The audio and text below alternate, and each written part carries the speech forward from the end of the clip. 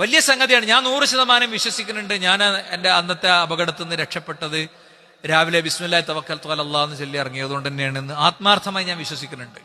മാത്രല്ല, അള്ളാഹുവിന്റെ റസൂൽ സല്ലല്ലാഹു അലൈഹി വസല്ലം പഠിപ്പിച്ചു, മൻ സല്ല സുബ്ഹ ഫീ ജമാഅത്തിൻ ഹുവ ഫീ ദിമ്മത്തില്ലാഹ്.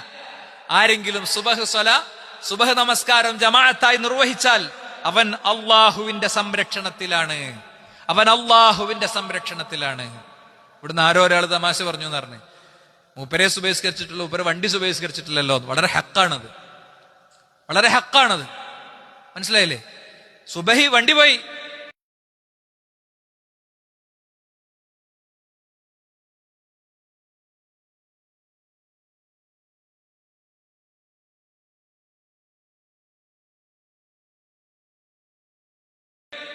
അൽഹംദുലില്ലാഹി റബ്ബിൽ ആലമീൻ.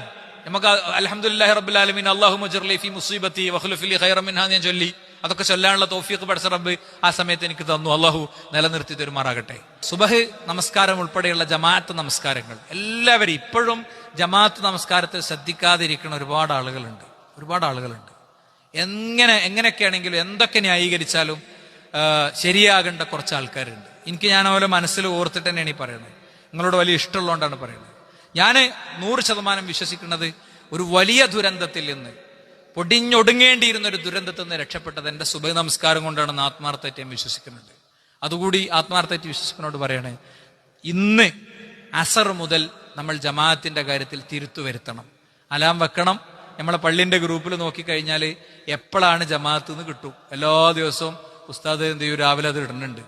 നോക്കി ജമാഅത്ത് നിസ്കാരം നമ്മൾ ശ്രദ്ധിക്കണം. നിങ്ങൾക്ക് എന്ത് ബിസിനസ്സോ എന്ത് തിരക്കാണെങ്കിലും അതിന്റെ അടിയിലൊക്കെ അത് പരിരക്ഷിക്കാൻ പറ്റും. അതൊന്ന് പരിരക്ഷിച്ച് നോക്കി.